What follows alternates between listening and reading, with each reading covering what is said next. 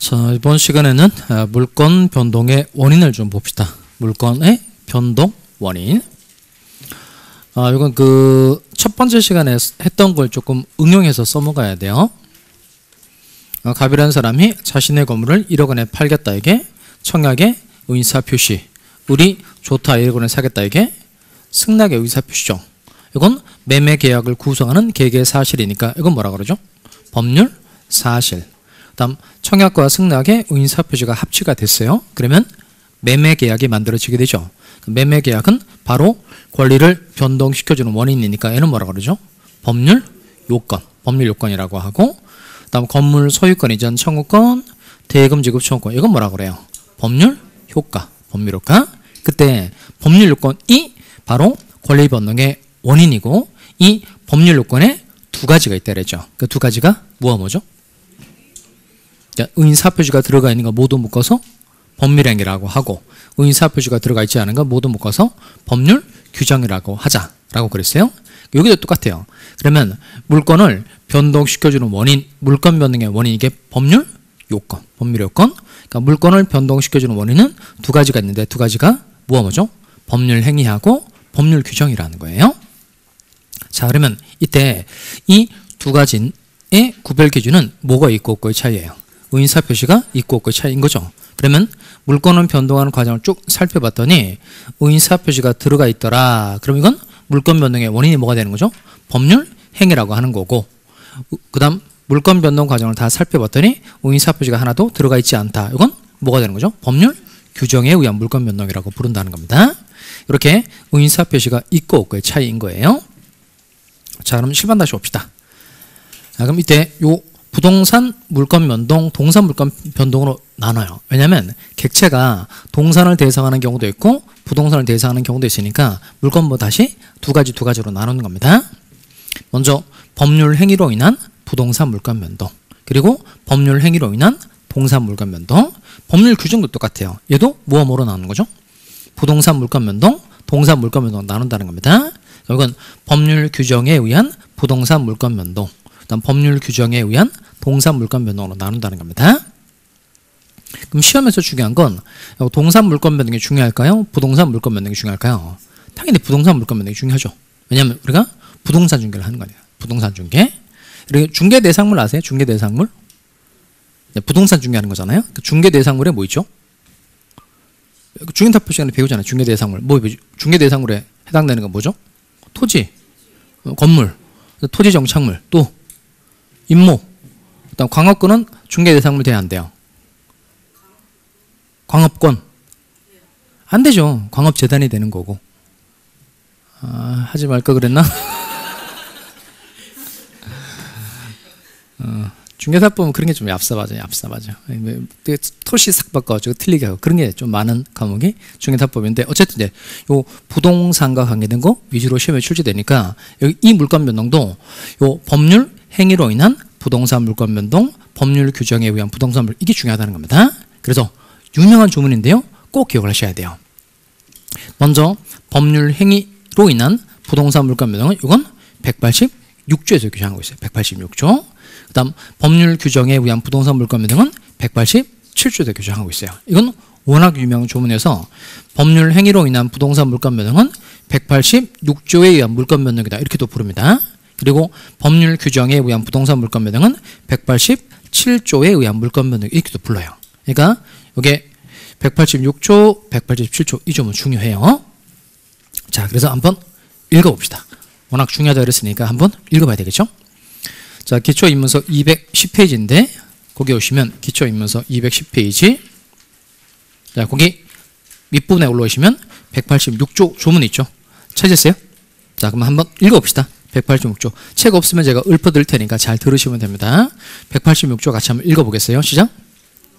부동산에 관한 법률 행위로 인한 물건의 득실 변경은 등기를 하여야 그 효력이 생긴다. 한 번 더 읽어봅시다.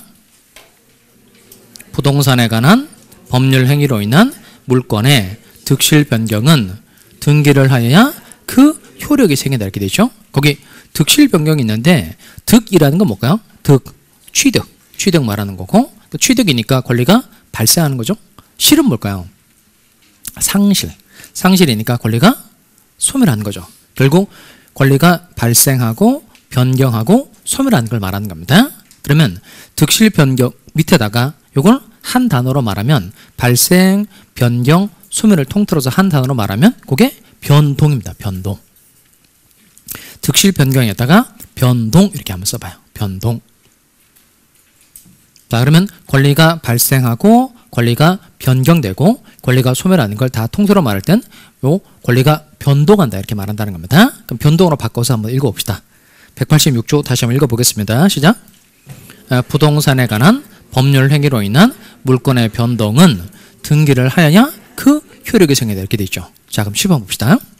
이렇게 물권 변동 과정을 쭉 살펴봤더니 의사표시가 들어가 있더라. 그럼 이건 법률 행위로 인한 부동산 물권 변동이 되는 거고, 이 법률 행위로 인한 부동산 물권이 변동하려면 이제 두 가지가 있어야 한다는 겁니다. 먼저 소유권 이전의 합의, 지상권 설정 계약, 전세권 설정 계약, 저당권 설정 계약과 같이 물권의 변동을 목적으로 하는 법률 행위를 하나 해줘야 돼요. 그걸 물권 행위라고 말합니다. 그 다음에 반드시 꼭 기억나야 건 뭘 꼭 해야 돼요? 등기를 꼭 해야 된다는 겁니다. 우리나라에 태어난 이상 반드시 등기를 해야만 부동산 물권 취득할 수 있게 되는 거예요. 그러니까 법률 행위로 인한 부동산 물권 변동은 몇 조가 적용되는 거예요? 186조. 그럼 186조가 적용되는 경우에는 물권이 변동하려면 반드시 뭘 꼭 해야 된다? 등기를 꼭 해야 된다는 겁니다. 자, 그리고 법률 행위로 인한 동산 물권 변동은 이제 오른쪽입니다. 211페이지 오시면 얘는 188조 1항입니다. 자, 오른쪽 페이지로 오세요. 211페이지로 오시면, 자, 밑에 내려가시면 거기 188조 조문 있죠? 오른쪽 보셔야 되죠. 오른쪽. 자, 밑에. 자, 188조 1항. 동산에 관한 물권의 양도는 이라고 되어 있는 거 찾으세요? 같이 한번 읽어보겠습니다. 시작. 동산에 관한 물권의 양도는, 양도 동그라미 하시고, 그 동산을 인도하여야 효력이 생긴다 이렇게 되어 있네요. 다시 한번 읽어봅시다. 시작. 동산에 관한 물권의 양도는 그 동산을 인도하여야 효력이 생긴다. 그럼 양도는 뭘까요? 양도는 뭐죠? 넘겨주는 거. 인도 동그라미 하시고, 인도는 뭐예요? 넘겨받는 거. 그럼 또 자기 마음대로 이해를 하는 겁니다. 양도는 넘겨주는 거고, 한 사람 넘겨줬으니까 뒤에는 또 넘겨받는 거고, 이렇게 하면 자기 마음대로 이해를 하는 거예요. 양도는 넘겨주는 거고요, 인도도 넘겨주는 거예요. 둘 다 넘겨주는 겁니다. 근데 대상이 달라요. 그러니까 양도는 뭘 넘겨주는 거냐면, 이건 재산권을 넘겨주는 겁니다. 특히 쓰지 마세요. 뭘 썼어요? 넘겨주는 거 이렇게 쓴 거예요? 좀 이따 제가 정리시켜 드릴게요.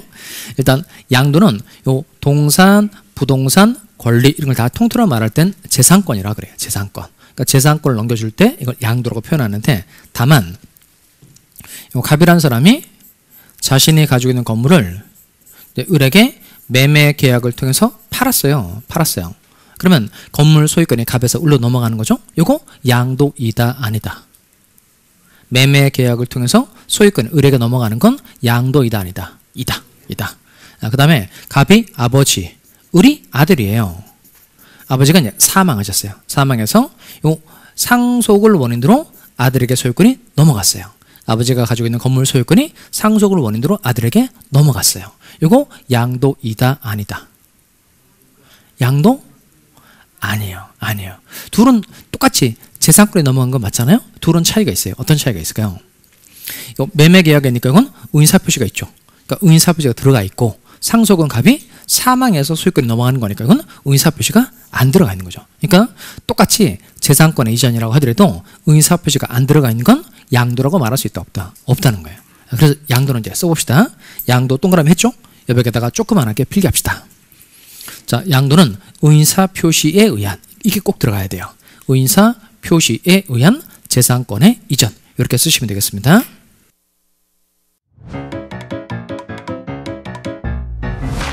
에듀윌 유료 회원만의 특별한 서비스.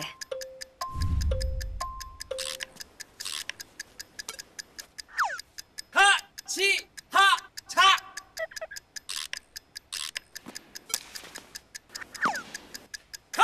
하치하차 정답! 같이 하자 친구야! 에듀윌 유료 회원!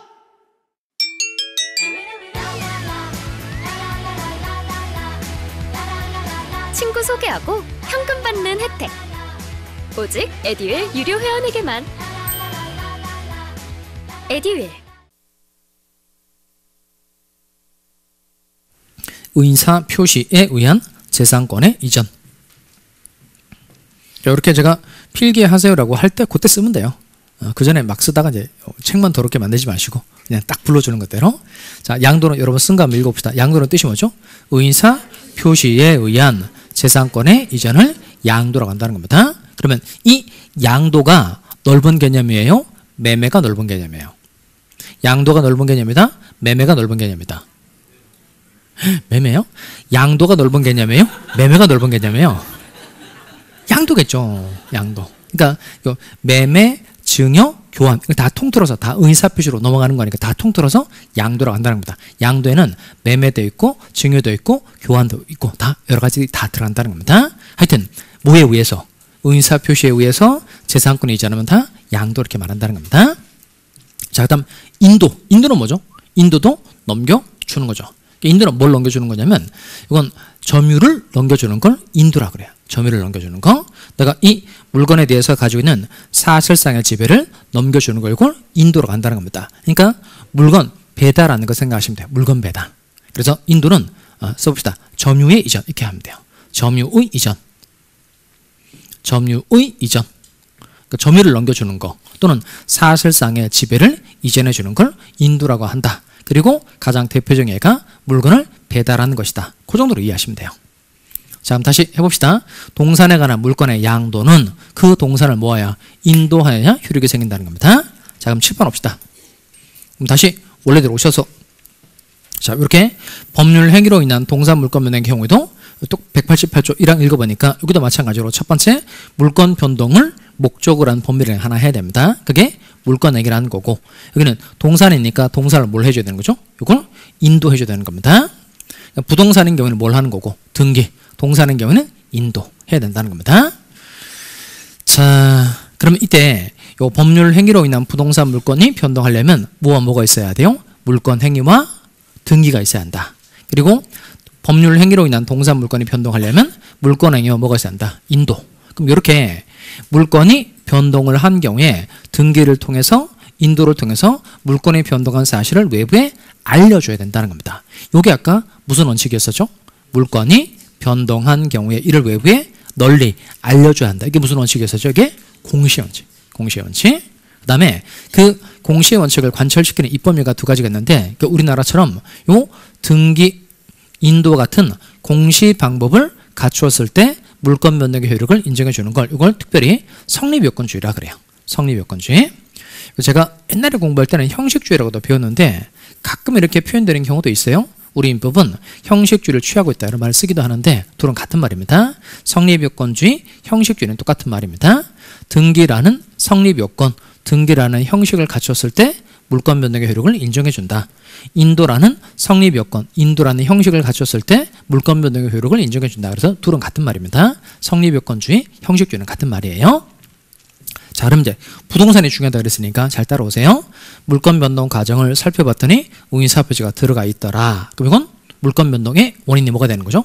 법률 행위. 그럼 법률 행위로 인한 부동산 물건 변동은 몇 조에서 규정하고 있어요? 186조에서 규정하고 있고 186조에 해당하는 경우에는 물건 변동의 효력이 생기려면 반드시 등기를 해야 된다 할 필요 없다. 해야 된다는 겁니다. 자, 그리고 법률 규정에 의한 부동산 물건 변동은 다시 210페이지로 오겠습니다. 왼쪽으로 다시 오셔서 자, 187조 조문 같이 한번 읽어볼까요? 상속, 공용징수, 판결, 경매 찾으셨어요? 자, 그러면 187조 같이 한번 읽어보겠습니다. 시작.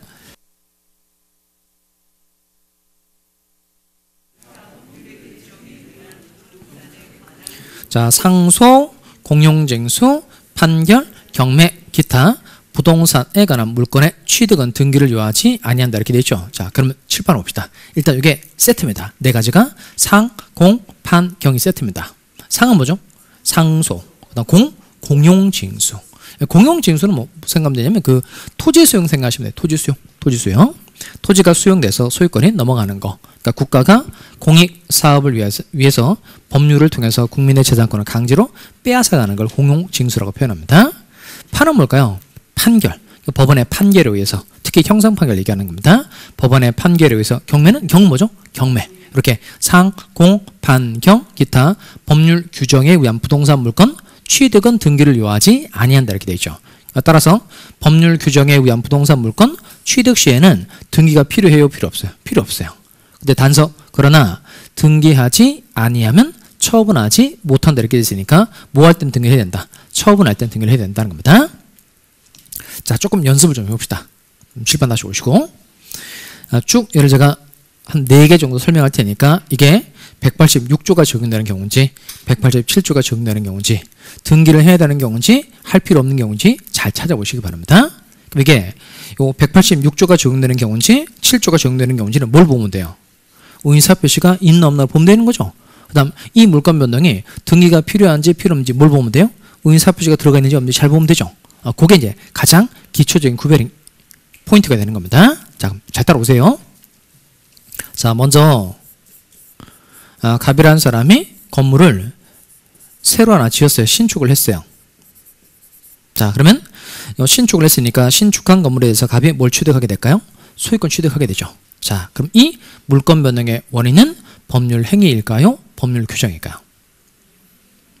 그러니까 이렇게 법률 행위이냐 법률 규정 이렇게 물어보면 뭐가 있나 없나 살펴보면 돼요. 의인사 표시가 있나 없나 살펴보면 되는 거죠. 그러면 건물은 차곡차곡 지어가는 게 신축인 거니까 이 건물을 신축하는 건 의인사 표시도 아니다. 아니죠. 물건을 만들어가는 거니까 이건 사실행위라 그럽니다. 사실행위이지 의인사 표시도 아니다. 아니죠. 따라서 신축한 건물에 대해서 소유권 취득하는 건 맞는데 소유권 취득의 원인은 법률 행위이다. 법률 규정이다. 법률 규정. 법률 규정이니까 몇 조가 적용될까요? 187조. 그러면 상, 공, 판, 경 중에 어디에 해당할까요? 신축한 건물에 대해서 소유권 취득하는 건 상, 공, 판, 경 중에 어디에 해당하는 경우일까요? 기타 법률 규정. 기타 법률 규정에 해당되는 경우라는 겁니다. 자, 그러면 이때 어쨌든 법률 규정에 의한 부동산 물건 취득할 때는 등기 필요해요? 필요 없어요? 필요 없어요. 그럼 시험에 신축한 건물에 대해서 소유권을 취득하기 위해서는 보존 등기가 필요하다. 그러면 OX예요. 신축한 건물에 대해서 소유권 취득하기 위해서는 보존 등기가 필요하다. 그러면 OX. X. 이때는 법률 규정에 의한 부동산 물건 변동이니까 소유권 취득할 때는 등기 필요하다. 필요 없다. 필요 없다는 거예요. 필요 없다는 겁니다. 여기까지 이해되죠? 자, 그다음 두 번째. 갑이라는 사람이 이 신축한 건물을 을에게 매매 계약과 같은 걸 통해서 이 건물을 처분하려고 하는 겁니다. 그러면 자기가 소유권을 취득할 때는 등기가 필요해요? 필요 없어요? 필요 없죠. 그런데 이 신축한 건물을 다른 사람에게 처분할 때 등기를 해야 돼요? 할 필요 없어요? 해야 돼요. 그럼 이때 갑이라는 사람 이 건물을 다른 사람에게 처분을 할 때는 등기를 해야 돼요? 할 필요 없어요? 해야 돼요. 이때는 누가 무엇을 원인으로 어떤 등기를 해야 된다는 뜻일까요? 누가? 갑이 무엇을 원인으로? 무엇을 원인으로? 신축. 신축을 원인으로 자기 앞으로 무슨 등기를 하라는 거예요. 맨 처음 하는 등기가 뭐죠? 보존 등기. 보존 등기. 그러니까 갑 네가 너 스스로 소유권을 취득할 때는 등기가 필요가 없지만 네가 이 건물을 다른 사람에게 팔아먹을 때는 신축을 원인으로 해서 자기 앞으로 너 앞으로 무슨 등기를 먼저 하고 보존 등기를 먼저 하고 다른 사람에게 처분 행위를 해야 된다. 이게 단서의 뜻이야. 그러니까 다시 법률 규정에 의한 부동산 물건 변동의 경우에 물건 취득할 땐 등기 필요해요? 필요 없어요? 필요 없어요. 다른 사람에게 뭐 할 때? 처분할 때 등기해야 된다는 겁니다. 자, 그래서 갑이 자기 앞으로 소유권 보존 등을 한 겁니다. 그리고 을과 매매 계약을 체결했어요. 그리고 을이 계약금 주고 중도금 주고 잔금까지 다 완납을 한 겁니다. 자, 그러면 요 을이 소유권을 취득하는 원인은 법률 행위일까요? 법률 규정일까요? 을은 갑하고 매매 계약을 체결해서 갑의 소유권을 넘겨받는 거죠. 그러면 이건 소유권 취득의 원인은 법률 행위이다. 법률 규정이다. 뭐 고민할 게 없죠. 그럼 이제 뭐가 있나 없나 살펴보면 돼요. 의인사 표시 있나 없나 살펴보면 되는 거죠. 매매 계약이 이루어지는 과정을 보면 갑이 청약에 의인사 표시를 하고 을이 승낙에 의사 표시를 하는 거니까 이건 의인사 표시가 들어가 있다 안 들어가 있다? 들어가 있는 거죠. 들어가 있으니까 이 물건 변동은 법률 행위예요? 법률 규정이에요? 법률 행위. 즉 법률 행위로 인한 부동산 물건 변동이 되는 겁니다. 그러면 몇 조가 적용될까요? 186조가 적용되는 거죠. 그럼 을은 소유권 취득하려면 반드시 꼭 등기를 해야 돼요? 할 필요 없어요? 해야 되죠. 등기까지 해야만 소유권 취득하게 된다는 겁니다.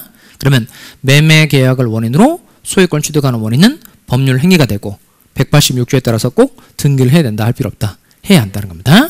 그럼 시험에 매매 계약을 체결하고 대금을 완납한 매수인은 소유권에 기한 물권적 청구권을 행사할 수 있다. 그러면 OX예요. 못 들었어요?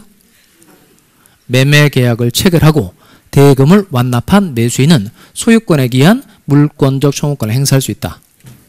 OX요? 오! 그럼 또 골로 가는 거죠. 그러니까 이제 이런 경우를 자꾸 많이 만나게 된단 말이에요. 그러니까 이게 문장은 항상 자기가 읽고 싶은 대로 읽으면 안 되고 이제 키워드를 잘 찾아야 돼요. 다시 매매 계약을 체결하고 대금을 완납한 매수인은 소유권에 기한 물권적 청구권을 행사할 수 있다. 이게 언뜻 보면 돈 준 사람 그리고 얘가 뭐 침해 당했으면 당연히 뭐 행사할 수 있도록 해줘야지. 이렇게 찍으면 맨날 이렇게 된다고요. 그러니까 이런 포인트가 뭐냐면 얘가 소유권에 기한 물권적 청구권이잖아요. 그럼 아까 요 물권적 청구권, 물권에 대한 뭐가 생겼을 때 침해. 그럼 얘가 이제 물권 가지고 있는 사람이고 이에 대한 침해가 생겨야만 물권적 청구권이 되는 거잖아요. 그러면 얘가 소유권 취득하려면 소유권 취득을 반드시 뭘 해야 돼요? 등기. 근데 대금만 완납만 하는 거죠. 대금 완납만 가지고는 절대 소유권 취득할 수 있다 없다? 없죠. 없으니까 얘는 아직 뭐가 되지 않아서 등기가 되지 않아서 소유자가 아닌 거죠. 아닌 거니까 얘는 소유권에 기한 물권적 청구권은 돼야 안 돼요? 안 돼요. 대신 이제 나머지는 돼. 소유권은 안 되지만 뭐는 될까요? 이 사람이 인도는 받았을 거 아니겠어요? 돈 줬으니까 넘겨받았으니까 뭐는 있을까요? 점유권. 점유권이 있으니까 그때는 점유권에 기한 물권적 청구권 가능하다는 거예요. 근데 중요한 건 뭐냐면 이제 이런 것들을 잘 하려면 기본이 탄탄해야 된다는 거야. 다시 매매 계약, 법률 행위로 인한 부동산 물권 변동의 경우에 반드시 뭐까지 돼야만 등기까지 돼야만 소유권 취득한다는 겁니다. 자, 또 해보도록 하겠습니다. 계속 맞출 수 있는 기회를 계속 드리도록 하겠습니다. 하여튼 맞출 때까지 한번 해보도록 맞출 때까지 해보도록 하겠어요. 자, 이번엔 요 을이라는 사람이 아버지, 병이라는 사람이 아들이에요. 자, 을이 사망했어요. 사망. 그러니까 을이 사망했으니까 뭐가 생길까요? 상속. 그럼 이때 요 상속을 원인으로 해서 이제 소유권이 이제 병이라는 사람에게 넘어가는 겁니다. 자, 그러면 이때 병이라는 사람은 언제 소유권을 취득하게 될까요? 자, 그러면 요 아들은 뭐라 그러죠? 아들은 상속인이에요? 피상속인이에요? 아들은 상속인. 요 아버지는 피상속인. 그러니까 요 아버지는 이제 피를 보고 죽었다. 이렇게 하면 돼요. 그래서 피상속인. 이렇게 헷갈리지 않겠죠? 그럼 이때 피상속인이 사망하면 소유권 취득하는 겁니다. 그럼 잘 보면 요 상속의 경우에는 소유권 취득의 원인이 법률 행위예요, 법률 규정이에요. 상속이니까 그냥 을이 사망한 거죠. 그러니까 요 을이 자기 아들한테 물건을 주겠다라고 의사표시를 한 적이 있어요, 없어요? 없죠. 따라서 이 물권 변동은 법률 행위다, 법률 규정이다. 법률 규정 몇 조가 적용되죠? 187조. 그럼 상, 공, 판, 상속이죠, 상속. 따라서 상속을 원인으로 병이 소유권 취득할 때에는 등기 필요하다, 필요 없다? 필요 없다는 겁니다. 대신 요 병이라는 사람이 자기가 소유권을 취득할 때 등기 필요 없지만 다른 사람에게 이제 팔려고 하는 거예요. 그러니까 병이라는 사람이 정에게 건물에 대해서 전세권을 설정해 주려고 하는 겁니다. 그럼 전세권 설정도 처분인 거예요. 그럼 이때 다른 사람에게 전세권 설정 계약과 같은 처분 행위를 할 때는 등기를 해야 돼요, 할 필요 없어요? 해야 돼요. 자, 또 해봅시다. 밑에는 병이 처분 행위를 할 때는 무엇을 원인으로 어떤 등기를 해야 된다는 뜻일까요? 그러니까 무엇을 원인으로? 상속을 원인으로 자기 앞으로 무슨 등기를 하고 소유권 이전 등기를 하고 정이라는 사람에게 처분 행위를 해줘야 된다는 겁니다. 마지막 정이라는 사람이 이제 병과 전세권 설정 계약을 체결해서 전세권 취득하려고 하는 겁니다. 그래서 먼저 전세금조로 돈 5천만 원을 줬어요. 그리고 병과 정이 요 전세권 설정 계약을 맺은 겁니다. 즉, 정 네가 나의 건물을 직접 써도 좋다라고 병과 정이 합의했다는 겁니다. 그러면 정이라는 사람이 전세권 취득하려면 등기를 해야 돼요, 할 필요 없어요? 정이 전세권을 취득하려면 등기를 해야 된다, 할 필요 없다. 그러니까 즉, 요 전세금을 지급하고 전세권 설정하기로 합의를 했어요. 그래서 전세금을 다 준 겁니다. 그럼 얘는 전세권 취득하려면 등기를 해야 돼요, 할 필요 없어요? 해야 되죠. 여기는 전세권 설정 계약 그랬으니까 법률 행위다, 법률 규정이다. 법률 행위니까 몇 조가 적용되죠? 186조가 적용돼서 등기를 해야 돼요, 할 필요 없어요? 해야 돼요. 자, 그러면 앞으로 그 시험 문제 볼 때 항상 등기가 필요한지 필요 없는지 관한 문제가 꽤 많이 나와요. 그러니까 가장 첫 출발은 여기입니다. 물건 변동 과정에 의사표시가 들어가 있나 없나 살펴보면 된다는 겁니다. 지금 색깔 칠해준 건 지금 이 과정에서 머릿속에 다 넣고 갑시다. 이제 보고 잘 따라오세요. 이제 보고 읽어봅시다. 먼저 법률 행위로 인한 부동산 물건 변동은 몇 조죠? 186조. 186조에 해당되는 경우에는 반드시 뭘 해야? 등기를 해야만 물건 변동의 효력이 생긴다. 그리고 법률 규정에 의한 부동산 물건 변동은 몇 조죠? 187조. 187조. 조문은 어떻게 생겨 먹었어요? 상, 공, 판, 경, 기타. 법률 규정 이렇게 돼 있다는 겁니다. 이때 법률 규정에 의한 부동산 물건 취득 시에는 등기 필요해요? 필요 없어요? 필요 없다는 겁니다. 대신 뭐 할 때는 등기를 해야 돼요? 처분해야 돼요. 처분 시에는 등기 필요하다는 겁니다. 그 다음에 나중에 배울 내용인데 이 법률 규정에 의한 부동산 물건 변동의 경우에 물건 취득할 때 보통 등기가 필요 없는데 등기를 해야 되는 경우가 딱 하나 있어요. 그게 점유취득시효라는 겁니다. 이거 다음 주에 배우도록 하겠어요. 점유취득시효.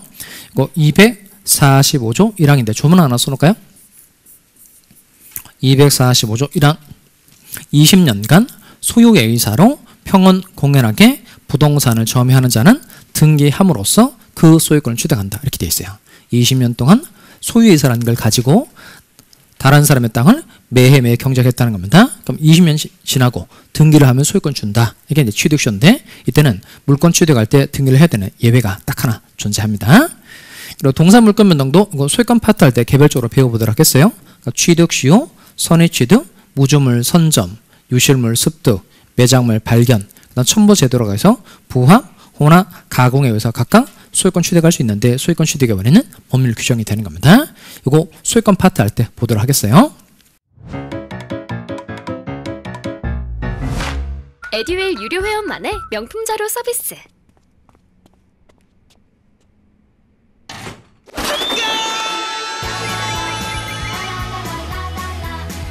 고퀄리티 명품 자료의 혜택. 오직 에듀윌 유료 회원에게만. 에듀윌. 자, 그럼 들어보시고 아까 맨 처음에 물건의 뜻이 뭐였었죠?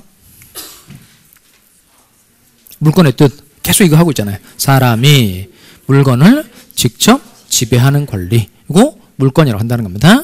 그러면 물건의 기본적인 특질이 배타성과 절대성 두 가지였었어요. 그러면 배타성에서 나온 제도 두 가지가 있었죠. 먼저 하나의 물건 위에 하나의 물건이 성립하여야 한다. 이게 뭐죠? 일물 일권주의. 그리고 물건이 변동한 경우에 이를 외부에 알려주어야 한다. 이게 공시의 원칙. 그리고 물건은 모든 사람에게 주장할 수 있고 채권은 특정한 사람한테만 주장할 수 있으니까 물건하고 채권이 충돌하는 경우에는 뭐에 우선하죠? 물건이 채권에 우선한다. 그리고 물건 상호 간의 우열 관계는 어떻게 결정해요? 그게 이제 먼저 성립한 물건이 후에 성립한 물건에 우선한다는 거죠. 그게 무슨 원칙에서죠? 순위의 원칙. 순위의 원칙. 그리고 물건은 모든 사람에게 주장할 수 있으니까 침해도 모든 사람이 다 물건을 침해할 수 있다. 그래서 이 물건자를 보호를 해주자라고 해서 만든 제도가 물권적 청구권. 그리고 물권 변동의 원인은 크게 두 가지가 있는데 뭐가 있죠? 법률 행위하고 법률 규정 있다는 겁니다. 자, 그리고 개별 물건 해봅시다. 아까 민법상 물건의 종류가 총 몇 가지 있다 그랬죠? 8가지. 8가지 개별 물건 첫 번째가 뭐죠? 점유권, 그리고 소유권, 용리물권 3개, 지상권, 지역권, 전세권, 담보물권 3가지가 유치권, 질권, 저당권. 자, 그러면 이 첫 번째에 해당되는 개별물건 첫 번째 점유권 제도를 한번 보도록 합시다. 자, 기초입문서 212페이지 보시고요.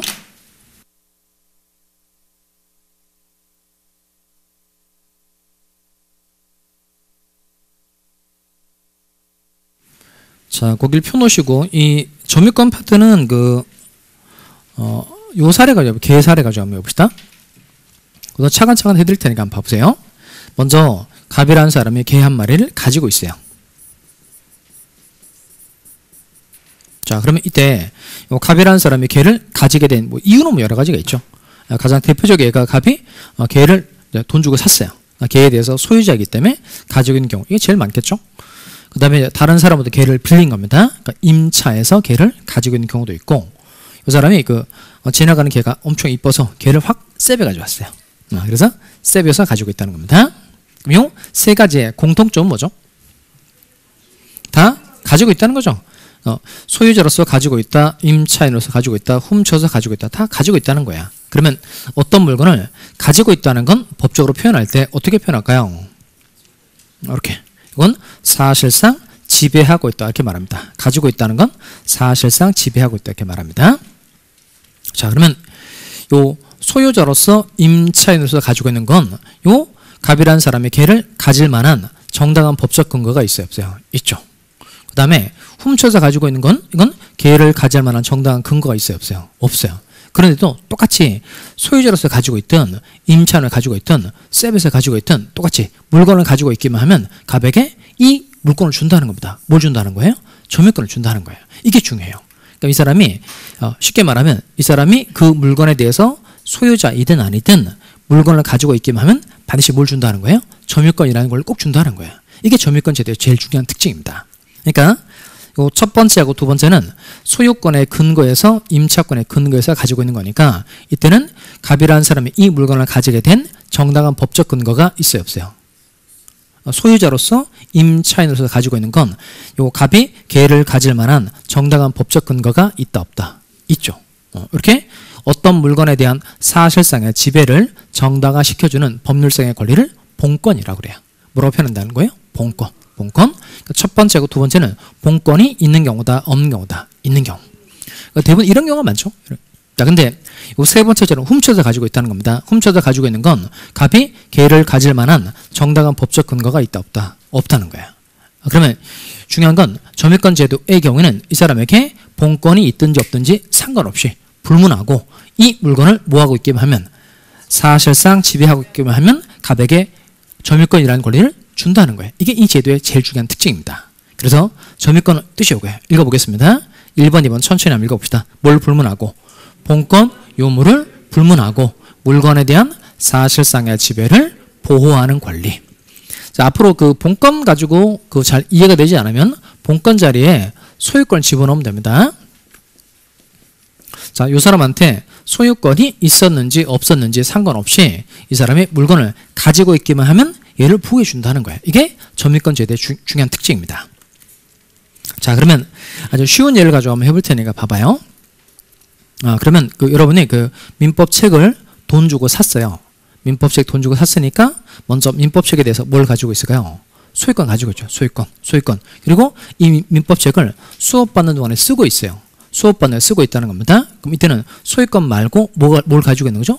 점유권을 가지고 있는 거죠. 내가 사실상 지배하고 있으니까 이때는 소유권 이외에 별도로 뭐가 있다는 거예요? 점유권을 가지고 있다는 겁니다.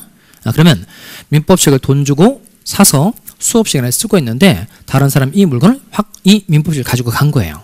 그러면 요 민법책 다시 돌려줘라고 반환 청구를 할 수 있어요, 없어요? 있죠. 밑에 반환 청구의 근거는 한 가지다, 두 가지다. 두 가지가 되죠. 먼저 내가 소유권을 가지고 있었으니까 소유권에 대한 침해가 생긴 거죠. 그러면 소유권에 기한 반환 청구를 할 수 있어요, 없어요? 있죠. 그다음 이 소유권 말고 내가 지금 쓰고 있었으니까 뭐가 있었죠? 점유권. 그 점유권이 있으니까 점유권에 대한 침해가 생겼으니까 당연히 점유권에 기한 반환 청구도 할 수 있다, 없다? 있다는 거예요. 그러니까 여기서 알 수 있는 내용은 요 본권 이시 물건을 가지고 있는 사람 보호를 해준다, 안 해준다? 해준다. 근데 이 점유권의 중요한 특징은 본권 없이 물건을 가지고 있을 때에도 본권 이시 물건을 가지고 있는 사람하고 똑같이 보호를 해준다는 거예요. 표정이 뭔 말이야 지금? 그럼 여러분 수업 받는 동안 더 쉬운 걸로 해드릴게요. 그럼 여러분 수업 받는 동안에 책상하고 의자 이렇게 쓰죠. 그럼 이 책상하고 의자에 대해서 여러분 소유권이 있어요, 없어요? 소유권 없죠. 소유권 학원 측에 있잖아요. 그럼 소유권 없단 말이에요. 얘는 뭐가 없는 거죠? 본권 없는 거예요. 본권 없는데 수업 받는 내가 쓰고 있어요. 그 쓰고 있으니까 뭐가 있죠? 점유권이죠. 실제 이런 경우도 많다는 거예요. 그러니까 본권은 없지만 요 점유권은 존재하는 경우가 많이 생긴다는 거예요. 그럼 내가 잠깐 쉬는 시간에 나갔다가 왔는데 다른 사람이 내 자리에 앉아 있는 거예요. 그럼 이 사람한테 이거 제 자리인데요? 이렇게 말할 수 있어요, 없어요? 그 사람 얼굴 보고 뭐 험악하게 생겼으니까 딴 데로 가야 되고 이런 거 아니죠? 이게 이 사람은 이거 제 자리인데 이렇게 말할 수 있어요, 없어요? 있죠. 이걸 법적으로 표현하면 뭐예요? 내가 책상하고 의자에 대해서 뭘 가지고 있는 사람이다. 점유권을 가지고 있는 사람이라는 겁니다. 그럼 나한테 소유권이 없지만 내가 지금 쓰고 있는 거니까 나한테 점유권이 생겼다는 거야. 그럼 이 사람이 내 자리에 앉아 있는 건 나의 점유권을 뭐 한 거죠? 침해. 그럼 아까 봤듯이 뭐 할 수 있죠? 침해. 그러면 물권적 청구권 행사할 수 있다는 이 사람 보고 비켜. 이렇게 말할 수 있다, 없다? 있다는 거야. 그러니까 본권 없이 물건을 가지고 있는 사람도 본권이 있을 때 똑같이 점유권이라는 권리를 줘서 보호를 해준다는 거예요. 이게 이 제도의 중요한 특징이라는 겁니다. 조금 이해되죠? 자, 그럼 읽어봅시다. 먼저 점유권의 뜻 읽어봅시다. 뭘 불문하고? 본권, 유무를 불문하고 물건에 대한 사실상의 지배를 보호하는 권리. 자, 그러면 여러분이 지금 점유하고 있다고 생각되는 물건 말해볼까요? 한 5가지. 여러분이 점유하고 있는 물건 해볼까요? 책상 의자 똑같고 했고, 또 핸드폰 가지고 있죠?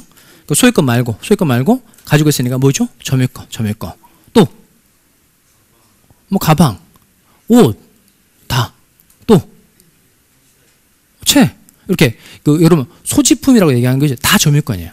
우리가 소지품 검사 이렇게 얘기하잖아요. 소지하고 있는 거 다 점유권을 얘기하는 점유권. 근데 핸드폰 나왔으니까 해봅시다. 핸드폰을 살 때 그냥 한꺼번에 왕창 돈 주고 사는 경우도 있고 할부로 사는 경우도 있고 그렇죠. 왕창 돈 주고 샀어요. 그럼 일단 소유권이 있죠. 일단 핸드폰 쓰고 있으니까 뭐가 있을까요? 점유권이 있는 거죠. 이때는 뭐도 있고 뭐도 있죠. 소유권도 있고 점유권도 있고. 근데 핸드폰 할부로 사서 할부로 뭐 2년 약정해서 할부로 샀다는 겁니다. 할부로 사서 넘겨받은 거죠. 여러분 소유권이 있어요, 없어요? 할부로 산 거 소유권 없죠. 언제 소유권 취득할까요? 할부대금 다 냈을 때. 그 할부대금 완납할 때까지는 소유권이 있어요, 없어요? 없어요. 그 소유권 없고, 그 다음 지금 쓰고 있으니까 뭐는 있죠? 점유권. 그럼 이때는 점유자로서 보호가 되는 거예요. 그러니까 본권이 있든지 없든지 상관없이 물건을 가지고 있게만 하면 인정되는 권리가 바로 이게 점유권이라는 겁니다. 이해되죠? 자, 그래서 읽어봅시다. 점유권의 뜻, 뭘 불문하고? 본권 유무를 불문하고 물건에 대한 사실상의 지배를 보호하는 권리. 그러니까 제가 지금 본권 없이 물건을 가지고 있는 거 엄청 많다는 걸 계속 예를 들어드리고 있는 중인데 하나만 더 해봅시다. 표정이 좀 조금 밝아져서 하나만 더 하면 더 좋아질 것 같아요. 그러면 이제 임차인 생각해 봅시다. 임차인이 임대차 계약을 체결했어요. 존속기간 2년 이렇게 정한 겁니다. 그럼 2년 동안 이 사람이 그 집에 들어가 살 수 있죠. 그럼 일단 이 사람은 임차권이 있겠네요. 임차권은 뭘까요? 본권. 그 다음 그 집을 쓰고 있으니까 뭐가 있죠? 점유권. 이때는 뭐도 있고 뭐도 있어요. 본권도 있고 점유권도 있다는 겁니다. 근데 임대차 존속기간이 끝났어요. 임대차 기간이 끝났는데 임차인이 아직 건물을 돌려주기 전이에요. 그러면 임대차 기간이 끝났으니까 임차권은 없죠. 그 뭐는 없는 거죠? 본권은 없는 거예요. 근데 아직 이 집을 돌려주기 전이니까 계속 쓰고는 있어요. 이때는 뭐가 있는 거죠? 점유권이 있다는 겁니다. 이해되죠? 이렇게 본권이 있든지 없든지 상관없이 물건을 뭐하고 있기만 하면 사실상 지배하고 있기만 하면 인정해 주는 권리가 이게 바로 점유권이라는 겁니다. 다만 이제 점유권 인정이 되려면 가장 중요한 건 사실상의 지배인데 이 사실상의 지배만 달러 하나 가지고는 안 되고 이게 있어야 돼요. 점유 설정 의사라는 게 있어야 됩니다. 이건 장소적으로 밀접하고 시간적으로 계속성이 있다. 그러면 사실상의 지배가 있다고 봅니다. 그 다음에 점유 설정 의사는 사실상의 지배를 가지려는 의사예요. 말이 좀 어렵죠? 사실상의 지배를 가지려는 의사. 이건 뭐냐면 내가 이 물건을 써봐야 되겠다는 생각이 있어야 한다는 거예요. 그러니까 내가 이 물건을 사실상 지배하고 있어야 될 뿐만 아니라 이 물건을 내가 가져봐야 되겠다, 써봐야 되겠다 이런 마음이 있어야만 점유권이 인정이 된다는 겁니다. 그럼 보통의 경우에는 사실상의 지배가 있는 경우에 점유 설정 의사가 있는 경우 대부분인데 사실상의 지배는 있지만 점유 설정 의사가 없는 경우도 생겨요. 그 예로 어떤 걸 하면 좋을까요? 이런 민법 책 있으면 좀 빌려주실래요? 자, 이게 민법 책. 근데 이 예는 점유 설정 의사의 개념을 이해하는 데만 사용하시고 오래 머릿속에 기억하거나 그러시면 안 돼요. 왜냐하면 이 예 자체가 별로 좋은 예가 아니에요. 이 예를 자꾸 생각하면 기분이 나쁠 수도 있고 공부를 그만둘 수도 있으니까 점유 설정 의사는 그냥 개념을 이해하는 데만 이 예를 사용하시고 이해가 됐다면 빨리 머릿속에 지워버리시기 바라요. 자, 제가 이제 민법책을 가지고 다니고 있어요. 가지고 다니고 있는데 그 수강생 중에 한 분이 편지를 이렇게 쓴 거예요. 그 편지에다가 교수님 좋아합니다. 이렇게 편지를 써서 안 좋은 예라 그랬잖아요. 그 편지에다가 교수님 좋아합니다 라고 편지를 써서 제가 가지고 다니는 이 민법책 안에 몰래 끼워둔 거예요. 그러면 제 책 안에 몰래 끼워둔 이 편지에 대해서는 저한테 점유가 인정이 될까 안 될까요? 제 책 안에 몰래 끼워둔 수강생의 편지에 대해서 저한테 점유권이 인정이 돼야 안 돼요. 일단 사실상의 지배 있어요, 없어요? 사실상의 지배는 있죠. 근데 제 책 안에 몰래 끼워둔 거니까 이 편지를 내가 가져봐야 되겠다는 생각 자체가 있다 없다? 없죠. 이때는 뭐는 있지만 뭐는 없어요. 사실상의 지배는 있지만 점유 설정 의사라는 게 없기 때문에 점유가 인정이 된다 안 된다? 안 된다는 거예요. 이해되시죠? 이해됐으니까 이해는 빨리 잊어버리셔야 돼요. 자, 그러면 점유가 인정이 되려면 이제 두 가지가 있어야 한다는 겁니다. 두 가지 뭐가 있어야 돼요? 사실상의 지배와 점유 설정 의사가 있어야 한다는 겁니다. 자, 그다음 중요한 건 뭐냐면 아까 요 점유권은 본권 유무를 불문하고 물건에 대한 사실상의 지배를 뭐하는 권리? 보호하는 권리. 이게 무엇을 줘서 보호를 해주고 있냐? 이게 이제 이 제도의 핵심이에요. 그럼 본권이 있는지 없는지, 소유권이 있는지 없는지 뭐 별로 중요하지 않다는 건 뭐 이제 수긍할 수 있어요. 그러면 물건 가지고 있으면 이 사람을 어떻게 보호를 해주고 있는데 그 보호 내용 6가지가 이 제도의 핵심이에요. 자, 읽어봅시다. 첫 번째 읽어봅시다. 첫 번째 뭐죠? 유리한 점유를 봐준다. 일단 유리하게 봐준다는 거예요. 두 번째, 무엇을 취득할 수 있다? 과실. 그러니까 물건에서 과실이 생기면 과실을 취득할 수 있도록 해주고 있다는 겁니다. 세 번째, 현존이익 한도에서 배상하면 된다.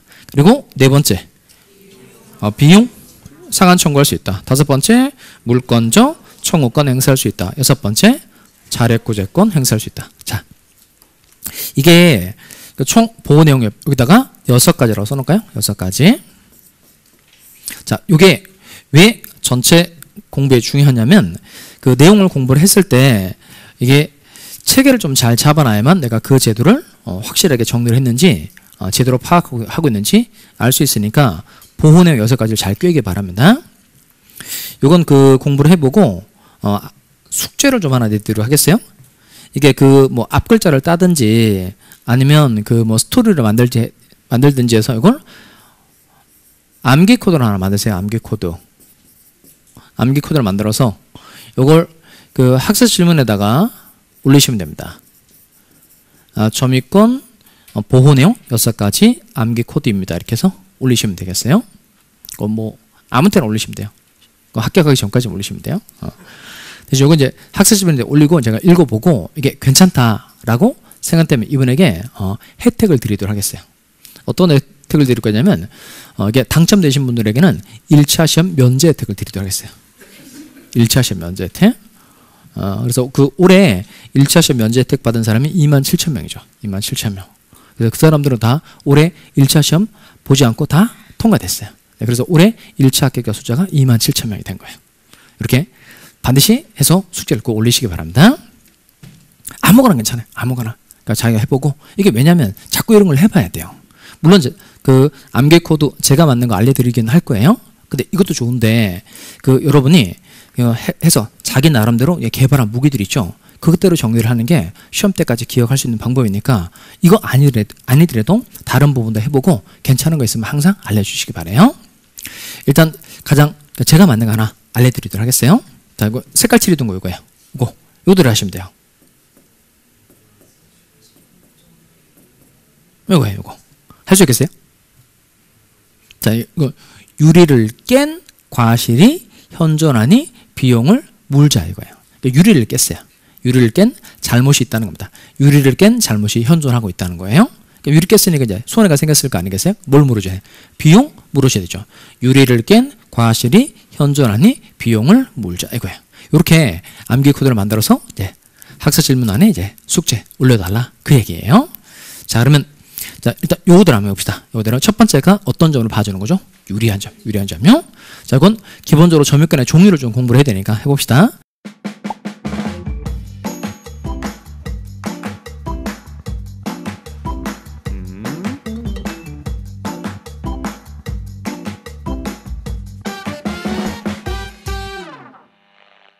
점유의 모습이라고 했어요. 칠판 계속 보세요. 자, 갑은 건물을 소유하고 있는 사람이고 을이라는 사람은 건물을 이제 지금 쓰고 있는 사람이에요. 그러면 갑은 소유자, 을은 건물을 쓰고 있는 사람이니까 이 사람은 점유자 이렇게 말하시면 됩니다. 자, 먼저 첫 번째로 자주점이라는 게 있고 그 다음 타주점이라는 게 있고 그래요. 그러니까 이건 뭐 가지고 구별하는 거냐면 잘 따라오세요. 소유의 의사 가지고 구별하는 겁니다. 그러니까 점유하는 을에게 소유의 의사가 있다. 그러면 이건 자주점유가 되는 거고 소유의 의사가 없다. 그러면 타주점유가 돼요. 그럼 소유의 의사가 뭔지만 알면 자주인지 타주인지 판단해 낼 수 있겠죠. 이건 포인트가 뭐냐면 이거예요. 타인의 소유권을 배척하고 내가 주인이 되어 봐야 되겠다는 의사가 이게 소유의 의사입니다. 다시 다른 사람의 소유권을 배척, 밀어내고 내가 주인이 되어 봐야 되겠다는 의사가 이게 소유의 의사입니다. 자, 그러면 이 점유자 을에게 소유의 의사가 있으면 을의 점유가 뭐가 되는 거죠? 자주점유. 그다음 소유자 을에게 점유자 을에게 소유의 의사가 없으면 뭐가 되는 거죠? 타주점유가 되는 겁니다. 자, 그러면 예를 들어둘 테니까 맞춰보세요. 자, 우리 갑하고 매매 계약을 체결했어요. 그리고 대금 완납해서 건물을 인도받은 겁니다. 그러면 이 매수인의 점유는 자주점유인가요? 타주점유인가요? 그러니까 매수인 얘는 매매 계약을 통해서 돈 주고 등기를 하면 이제 을이 소유권 가져가는 거죠. 그럼 갑의 소유권은 없어지는 거예요. 그럼 매수인에게는 당연히 소유의 의사라는 게 있다 없다? 있죠. 그러니까 매도인의 소유권을 배척하고 내가 주인이 되어 봐야 될 의사가 매수인에게 있다는 겁니다. 그러면 매수인의 점유는 뭐가 되는 거죠? 자주점유. 자, 이번엔 우리 임대차 계약을 체결했어요. 임대차 계약, 보증금 쪽으로 돈을 주고 월세 내기로 한 겁니다. 그리고 건물을 인도받아서 지금 쓰고 있는 거예요. 그러면 임차인에게 소유의 의사라는 게 있으면 뭐가 되는 거죠? 자주점유. 임차인에게 소유의 의사가 없으면 타주점유가 되는 겁니다. 그럼 이 임차인에게는 소유의 의사라는 게 있을까요? 없을까요?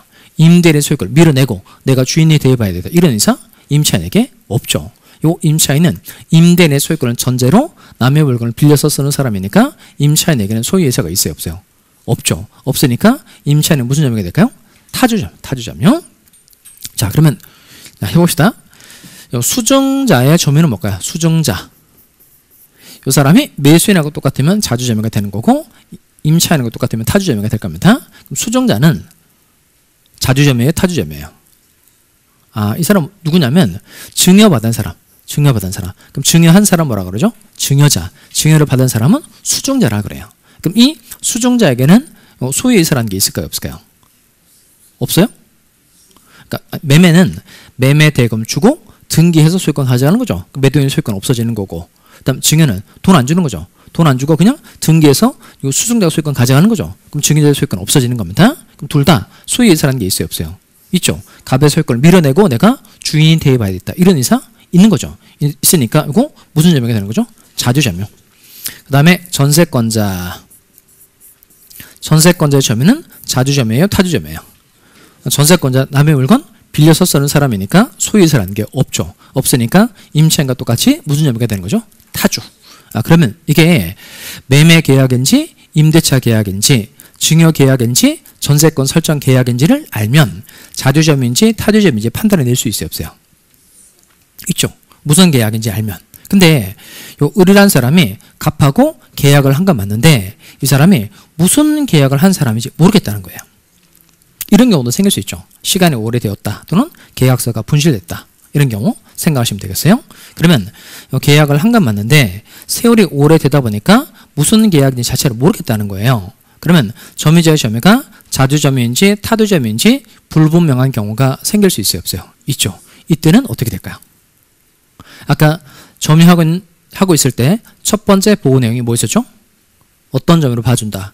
유리한 점유로 봐준다는 겁니다. 그러니까 점유자의 점유가 자주점유인지 타주점유인지 불분명하다. 이때는 이렇게 추정해 준다는 거야. 무슨 점유로? 자주점유로 추정된다는 겁니다. 추정은 대단한 효과 하나가 있어요. 추정은 입증 책임이 전환되는 효과가 있어요. 입증 책임이 상대방에게 전환된다는 겁니다. 그러면 을의 점유가 자주인지 타주인지 잘 모르겠다는 겁니다. 일단 을은 유리한 뭐로 봐준다는 거예요? 자주점유로 봐준다는 겁니다. 그러면 을은 나는 소유의 의사가 있는 사람이라는 걸 을 스스로 입증할 필요가 있어요? 없어요? 없어요. 이때는 누가 입증해야 될까요?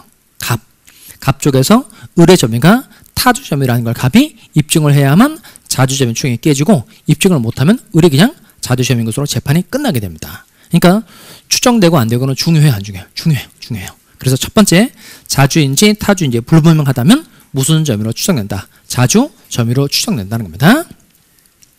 자, 그리고 평온점유라는 게 있고요. 그 다음에 폭력점유라는 게 있고 그래요. 이건 말을 듣고 연결 정도 할 수 있으면 되겠어요. 물건을 순순히 건네받았다면 무슨 점유가 될까요? 근데 평온점유가 되는 거고, 그 다음 폭력을 통해서 확 뺏어가지고 왔다. 그럼 뭐가 되는 거죠? 폭력점유가 되는 겁니다. 그 다음 공연점유라는 게 있고 은비점유라는 게 있어요. 공연이라는 게 뭘까요? 그럼 공공연하다 그런 말 쓰죠. 공연 넘나자를 말 쓰죠. 그러니까 드러내놓고 하는 거. 드러내놓고 하는 거. 이건 무슨 점이요? 공연점이요. 여기 근데 요 비밀리에 숨겨놓고 하는 점이요. 이게 은비점이라는 겁니다. 그럼 여기도 마찬가지로 점유자의 점유가 평온 공연한 점유인지 폭력 은비에 의한 점유인지 잘 모르겠다. 또 똑같이 유리한 점으로 봐줘요. 어떤 점으로 추정해준다. 평온 공연한 점으로 추정해준다는 겁니다. 자, 그리고 조금 연습이 필요한 부분이 선의 점유하고 악의 점유예요. 지난번에 우리가 선의 악의 공부를 했는데 그때 그 통정의 표시할 때 제가 조금 세밀하게 설명드렸던 것 같아요. 먼저 갑이라는 사람이 채권자가 경매 청구를 하려고 하니까 이걸 피하려고 자기 친구 을과 매매한 것처럼 짜고 친구 을 앞으로 소유권 이전 등기를 해놨다. 그런데 을이 병이라는 사람에게 되팔았다는 겁니다. 그럼 이때 병이라는 사람이 을과 계약을 할 때 갑하고 을이 짰다는 걸 모르고 계약을 했다면 뭐가 되는 거죠? 몰랐다. 이게 선의. 그 다음 알고 계약을 했다. 이게 악의. 근데 어떤 사정을 모르는 게 선의, 어떤 사정을 아는 게 악이에요. 근데 여기서 선의 점유, 악의 점유, 선의 악의는 그런 뜻이 아니에요.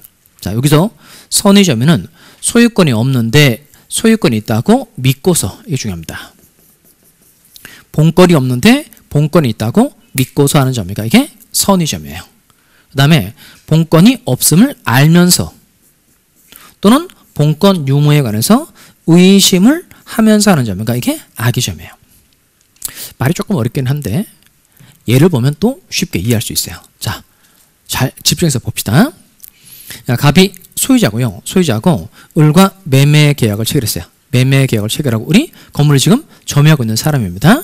자, 근데 매매 계약이 만약에 유효해요. 그리고 을이 소유권 이전 등기도 제대로 갖췄어요. 그러면 을은 뭐도 가지고 뭐도 가질까요? 소유권도 가지고 점유권도 가지는 거죠. 근데 이 매매 계약에 무효 사유가 있고 취소 사유가 존재해요. 그러면 계약이 무효 또는 취소가 되면 소유권은 당연히 누구에게 되돌아갈까요? 갑에게 되돌아가는 거죠. 그러면 갑은 소유권을 되찾아가지고 온 사람이니까 갑은 소유자라고 하면 되고 을은 지금 건물을 쓰고 있는 사람이니까 얘는 점유자 이렇게 말하시면 됩니다. 자, 그럼 잘 보실까요? 그러니까 매매 계약을 체결하고 을이 인도를 받았어요. 그러니까 점유를 하고 있는데 이 매매 계약에 무효 사유가 있고 취소 사유가 지금 있다는 거예요. 근데 을이라는 사람이 매매 계약에 무효 사유가 있고 취소 사유가 있는 건 맞는데 이 사람이 무효 사유가 있고 취소 사유가 있다는 걸 이 사람이 모르고 있어요. 그럼 이 사람은 자기한테 소유권이 있다고 생각해요? 없다고 생각해요? 있다고 생각하죠. 그럼 실제로는 소유권이 있나요? 없나요? 없죠. 실제로는 소유권이 없는데 소유권이 있다고 믿게 된다는 겁니다. 이게 무슨 점이라는 거예요? 선의 점. 그러니까 실제로는 자기한테 소유권이 없지만 소유권이 있다고 믿고서 점을 한다는 겁니다. 이게 무슨 점이라는 거예요? 선의 점. 선의 점이요. 그럼 이 계약에 무효 사유가 있고 취소 사유가 있다는 을이 알고 있어요. 알고 있으면 이런 경우는 나한테 소유권이 없는데 또는 이런 경우는 나한테 소유권이 없을 수도 있겠는데 이렇게 알거나 의심 정도를 하게 된다는 겁니다. 이건 무슨 점이라는 거예요? 악의 점이요. 그럼 여기도 마찬가지로 을의 점유가 선의인지 악의인지 잘 모르겠다는 겁니다. 이때는 또 똑같이 유리한 무슨 점으로 봐준다? 선의 점유로 추정해 준다는 겁니다. 여기까지 이해돼요? 자, 그 다음에 아까 선의 점의 뜻이 본권이 없는데 소유권이 없는데 소유권이 있다고 믿고서 하는 점이가 무슨 점이죠? 선의 점. 선의 점이 또 둘로 나누십니다. 소유권이 있다고 믿는데 아무런 잘못이 없다. 그러면 선의이면서 무과실의 점이다. 이렇게 말합니다. 그 다음에 소유권이 있다고 믿는데 잘못이 있다. 그러면 선의이지만 과실이 있는 점이다. 이렇게 표현합니다. 그럼 여기도 마찬가지로 이 점유자에게 과실이 있었는지 없었는지 불분명한 경우가 생길 수 있어요? 없어요? 있어요. 이때는 무과실의 점유로 추정돼야 안 돼요. 이건 안 돼요. 무과실은 추정된다 안 된다? 안 됩니다. 그러니까 추정되는 걸 잘 정리해서 기억을 해 두셔야 돼요. 아까 점유하고 있으면 첫 번째 보호 내용이 어떤 점으로 봐준다 그랬죠? 유리한 점으로 봐준다. 그러니까 어디까지 유리하게 되는지를 꼭 지금 잘 정리를 해야 돼요. 그러니까 색깔 칠해 둔 거 한번 해봅시다. 이렇게 추정된다는 겁니다. 어떤 점유로 추정되는 거예요? 자주, 평온, 공연, 선의까지는 추정되나 무엇은? 무과실은 추정되지 않는다는 겁니다. 다시 점유하고 있을 때 유리한 점으로 봐주는 건 맞는데 어느 정도까지만 추정을 해준다고요? 자주, 평온, 공연, 선의까지만 추정해주고 무과실은 추정된다 안 된다? 안 돼요. 그러니까 이건 무과실이 추정되지 않으니까 추정되지 않는 건 스스로 뭘 해줘야 돼요? 입증을 해야 돼요. 나의 점유가 과실이 없다는 걸 을 스스로 입증을 해줘야 된다는 겁니다. 자, 일단 여기까지 해둡시다. 자주, 평온, 공연, 선의까지만 유리하게 취급해 준다는 거예요. 자, 여기까지 해두고 좀 쉬었다가 뒤에 또 계속 보도록 하겠습니다.